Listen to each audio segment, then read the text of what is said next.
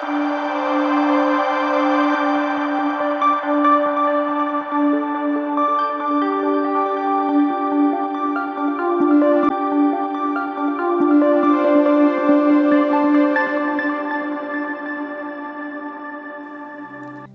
തിരുനാമം വാഴ്ത്തപ്പെടട്ടെ.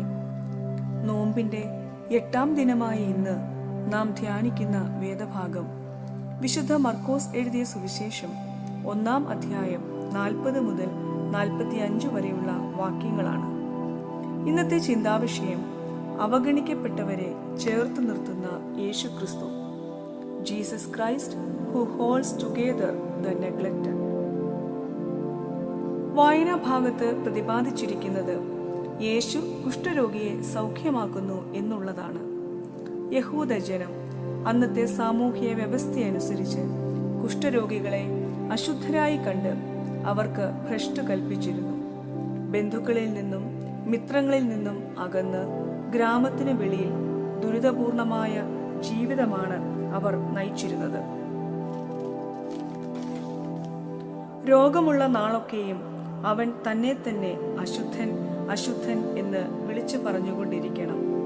ഒരാവശ്യത്തിനും മറ്റുള്ളവരെ സമീപിക്കുവാൻ അവർക്ക് അനുവാദം ഇല്ലായിരുന്നു.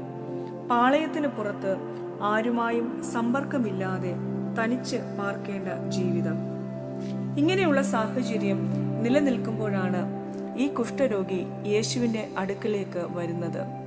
ഇവൻ വളരെ ധൈര്യപൂർവമാണ് യേശുവിന്റെ അടുക്കൽ എത്തിയത്. കാരണം ഈ യേശുവിന് എന്നെ സൗഖ്യമാക്കുവാൻ കഴിയും എന്ന് അവൻ പൂർണ്ണമായും വിശ്വസിക്കുന്നു. യേശുവിന്റെ അടുക്കൽ വന്ന് മുട്ടുകുത്തി, നിനക്ക് മനസ്സുണ്ടെങ്കിൽ എന്നെ ശുദ്ധമാക്കുവാൻ കഴിയും എന്ന് അപേക്ഷിച്ചു.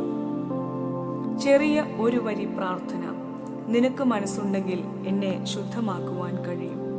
അവൻ പറയാതെ പറയുകയാണ്, നിന്റെ ശക്തിയിൽ നിന്റെ കഴിവിൽ എനിക്ക് യാതൊരു സംശയവുമില്ല. 100% എനിക്ക് ഉറപ്പാണ് നിനക്ക് എന്നെ സുഖപ്പെടുത്തുവാൻ കഴിയുമെന്ന്.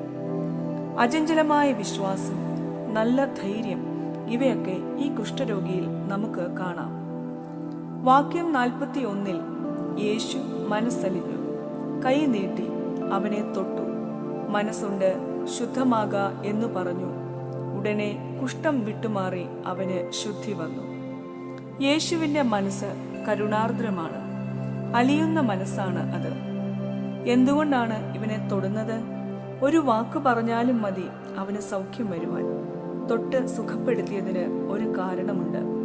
കുഷ്ഠരോഗികളെ ആരും തൊടാറില്ല. ഇവരെ അശുദ്ധരെന്ന് കണ്ട് മാറ്റി നിർത്തപ്പെട്ട സമൂഹമാണ്.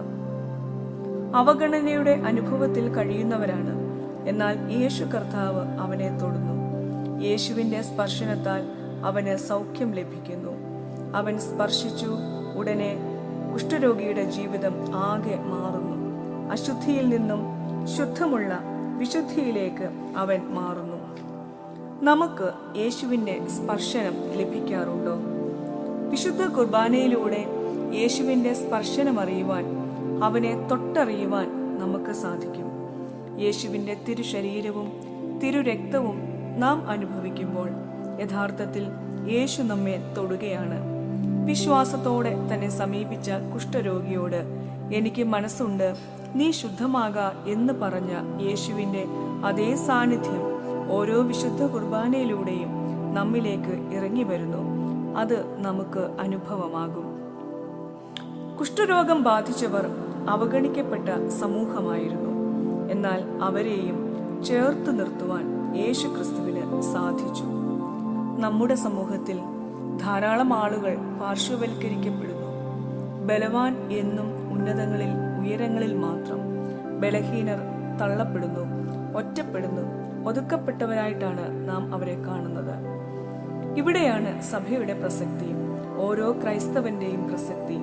പലവിധത്തിൽ സാമൂഹിക കാരണങ്ങളാൽ ഒറ്റപ്പെട്ടു പോയവരെ, തള്ളപ്പെട്ടു പോയവരെ, അവഗണിക്കപ്പെട്ടു പോയവരെ ക്രിസ്തു ചേർത്തു നിർത്തി. ആ ക്രിസ്തു ശൈലി അനുസരിച്ച് അവരെ ചേർത്തു നിർത്തുവാൻ, അവരെ ഉയർത്തുവാൻ, അവർക്ക് അർഹമായ സ്ഥാനവും മാനവും നൽകുവാൻ തക്കവണ്ണം നമുക്കും സാധിക്കണം. വ്യക്തികളായും സഭയായും അതിനുവേണ്ടി നമുക്ക് കൂട്ടായി പ്രവർത്തിക്കാം. നമുക്ക് പ്രാർത്ഥിക്കാം.